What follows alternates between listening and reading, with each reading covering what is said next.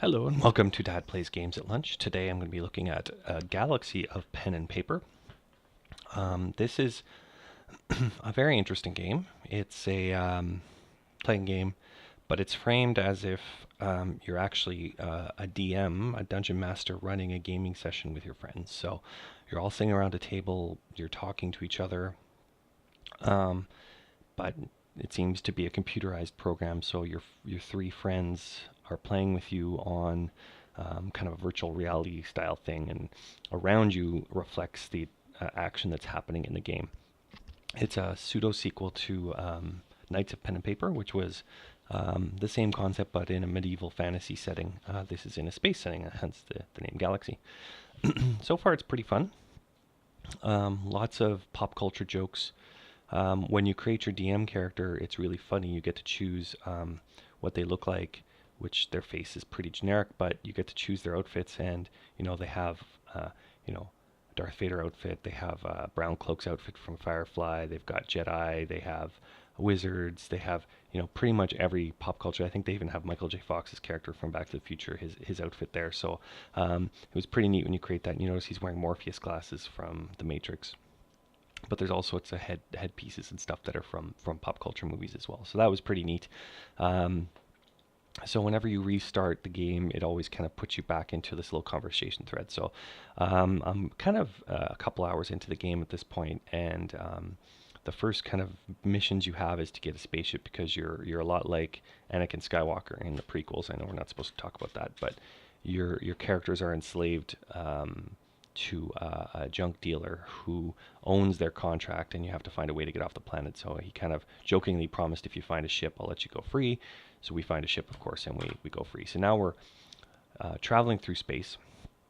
So it's a very rudimentary systems, but basically, if you look at the star map, you have three types of missions. You have your kind of campaign missions. You have um, uh, class-based missions, which is kind of an expansion module you download in the game, and then you've got kind of collection or other types of missions that you get to find as well. So I'm gonna go back and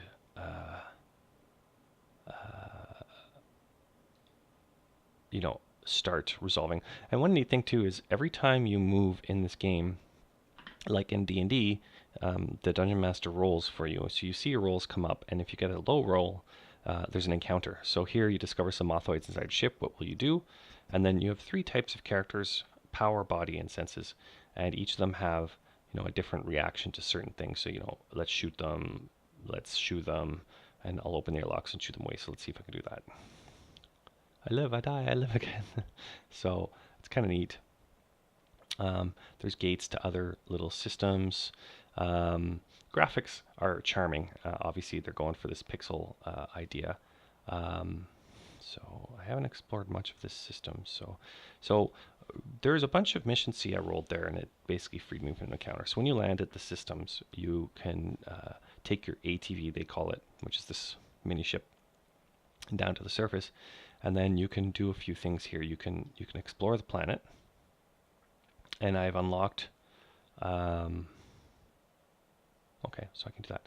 I've unlocked this scanning tool. You notice there's these little gems here that lets me scan, and then you see there's rolls, and if I get above 15, I get some Stormlight, which is a bonus crystal. There's also a meta shop. You can actually customize your gaming table, and every time you beat a boss, you get these little things. So you'll notice on my gaming table, I have these ginormous figures. So there's all sorts of little tweaks. If you click your character, you have an inventory, which is like food because you're sitting at a table, batteries, whatever. But you also have gadgets, which increase your stats. So I have a towel one of the guys is wearing, increases your hit points. I have a condensed pullover, a cyber screwdriver, sonic screwdriver, and then I don't have anything else here. I have three characters so far. And you can have misc, which is kind of items you can sell. You've got stuff for your spaceship, which are basically kind of one-use upgrades and stuff like that. So it's pretty neat. I'm enjoying it so far. So let's see what some of these missions are. So I'm going to continue to go to this one, And you know you roll, notice you roll. So I'm going to talk because there's always little guys you can sometimes talk to. And these sometimes give you... Okay, so this was a mission to find some alloys for... Okay, I think I have to find more meteor ally though. And you'll notice there's... Oh, actually I want to stop there. Okay, well... I did find coffee. Yep. So every now and then when you have these little talk icons, you'll get a little side mission. Sometimes it'll just give you a bonus. Sometimes it's an encounter. So in this case, he said he needed coffee. Okay, so he has a flying snake, which looks like a Final Fantasy snake called Quetzi, that he wanted coffee for. Okay. So I'll get some more orbs, because there's also a guy on every planet that will either... okay, so he wants the coffee. A little guy on the planet who will buy stuff from you. Okay, so, and you can also create battles on sections like this, and you see the levels are on the side there. That's an elite lightning. Pirate leader. So let me just add that. And then I'll maybe add a regular lightning. And you can customize how many characters you fight, and it kind of gives you a perk to your bonuses. So the way the combat works is you kind of, as you level up, you gain skills. Some are passive, some are attack skills. So in this case, I like this one, long shot. It does damage to a whole line, which is really cool. This is an adjacent damage thing, which is also pretty cool because, you know, it'll hit both people. I have an NPC right now for a negotiation mission, and he's pretty much invulnerable. So I like it when they direct their attacks to him because it frees me up not having to worry about it. There's also items and other things that kind of help you in your missions as well. So there you go. He's very powerful. I love it. So it helps for me because I found that I'm a little underpowered for some of the missions. So I've been trying to kind of do some side quests and other missions because I'm dying a lot, and that's not good. So they keep hitting him, which is great because he will not die because he's necessary for a mission. I found that the balancing in the game is a little out of whack because it's so when you level up, your stats go up, which is great, but you also accrue these ability points, which let you get new skills. You know, and I'd like to kind of get these higher level skills potentially, but there's also lower level ones like that are passive, but you only have 4 skill slots, so you kind of have to choose carefully what you're getting. So he's got 3 passive. Your attacks remove all of your target's shields. It has dead short status. So I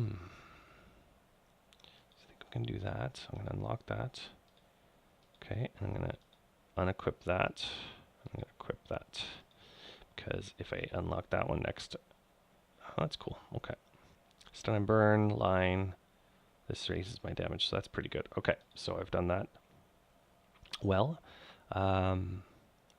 so I will go to here, and I'm going to try and show you some of the. So you notice it's rolling each time. I think if I get above a 10, I'm okay to avoid an encounter. So I'm going to get another, hopefully, meteor ally, which is great. And then I'll go to this last spot, and hopefully I'll find some meteor alloy there as well.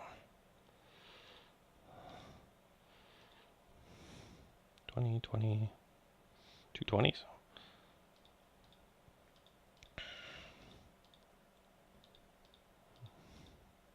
Uh-oh. There you go. So this was a collect mission, which is pretty neat. So you get kind of honor, which I'm not sure what to do with that yet, credits, which is easy to figure out, and then other things. So pretty neat. So there's shops on every... oh, this doesn't have a shop. So now that I've done that, I can actually create a new auxiliary mission, either collect, intercept, or hunt. I'll try and intercept because I think I like these. I'm going to do a can't intercept.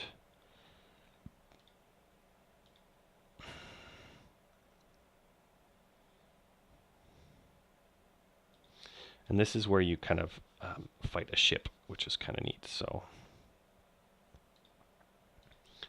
and this guy's funny. He always wears a towel. Not again. Still, I can't say I like these guys. Where are you? I'm on greenhouse. I came here because I'd like to fish. They found me. No, I'm taking a stand. Come to greenhouse. Okay, so that gave me another red icon, which is kind of neat. So back on my ship. Still can't get in there yet. So there's this locked door I can't get into. So obviously there's some growth in the game as well. So if I go on until I'm going to try that negotiation mission. It's fighting a pirate leader, which I was struggling to defeat, but I've kind of gained some skill. So let's see if I can do it this time.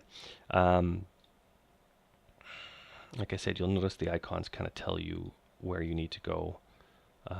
So I'm going to go here and see. I'm trying to find the guy who... No, there's supposed to be a salesman, but I can't find him. It's a talking icon.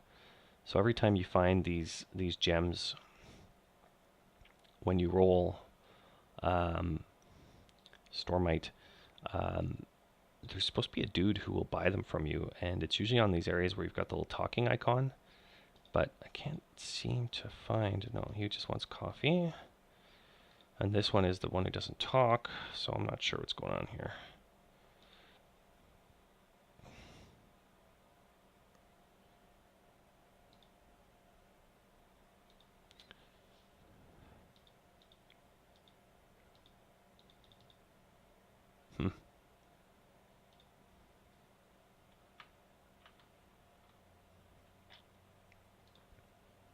That's supposed to be my...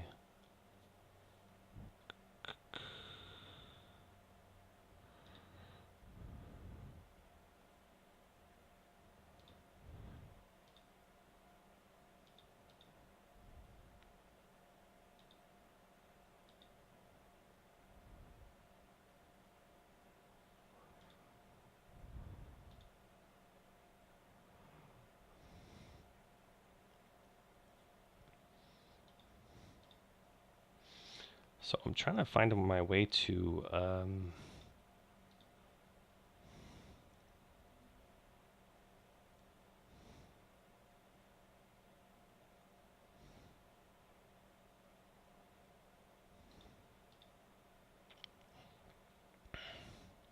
So each character, as you see, has kind of their special attacks that help them in these fights. I can't seem to do...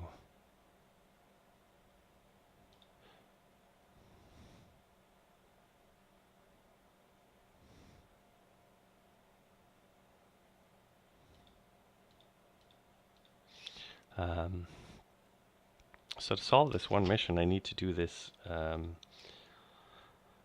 2 sand raiders, but I can't seem to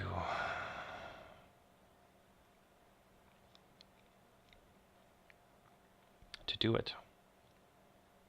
73? Whoa! Okay. Actually, he's got a healing skill now. Do that.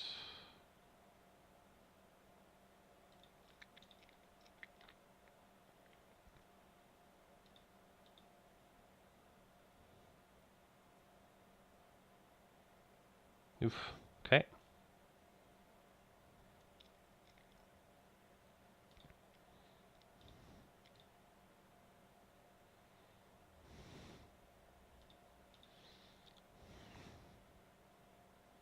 He's supposed to be my tough guy, and he's not as tough as I was hoping he'd be.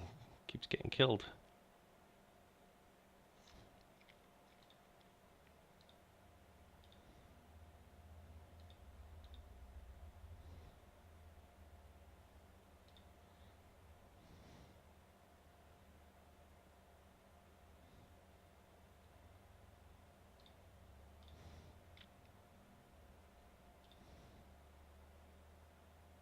Dead short applied. Okay, I don't know what that means, but that's okay. Yes, keep hitting him, please.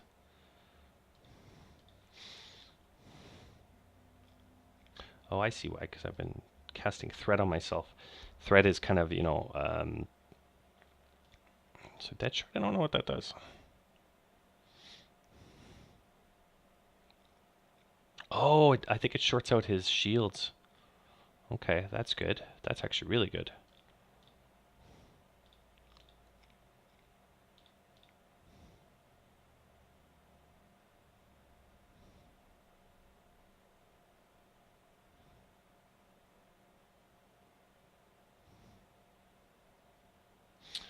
It's annoying I keep having to revive this guy.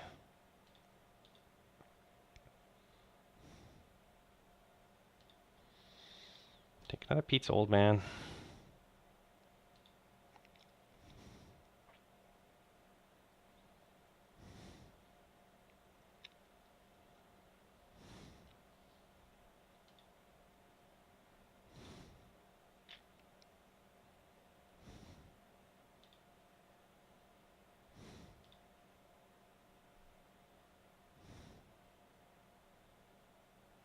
Hmm. This guy's a lot tougher than I was expecting.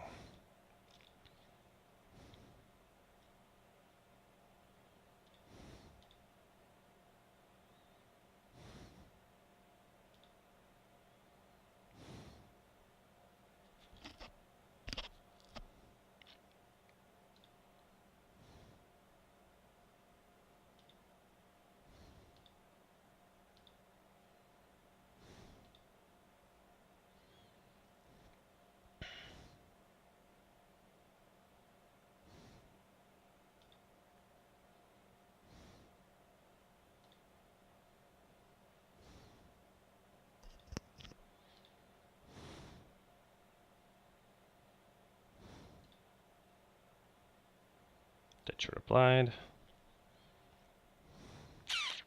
Uh-oh. So this is what happened to me last time too. This guy was the only one left and he couldn't be killed. And it basically meant I was kind of in a standstill for a long time because his shield keeps regenerating and this guy sometimes hits him hard enough to bring him below his shield, but he also can't be killed. So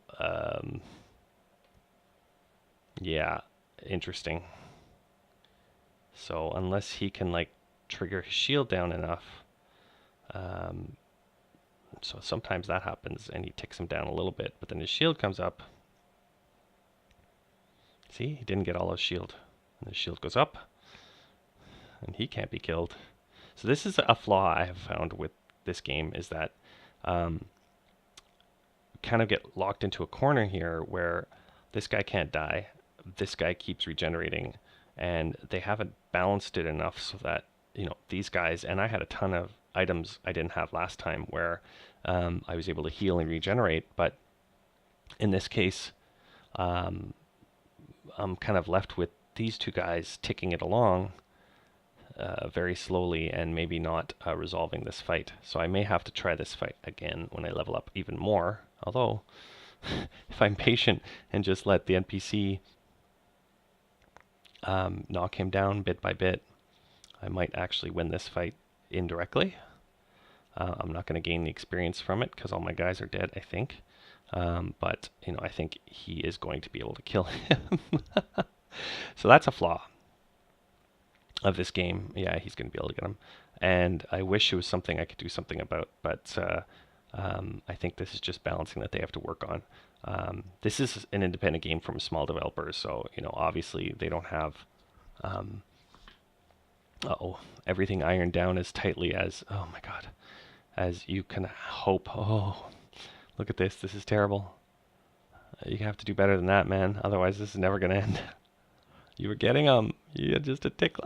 You're doing such small damage. I think I'm gonna have to quit this because this makes for a very, very boring playthrough.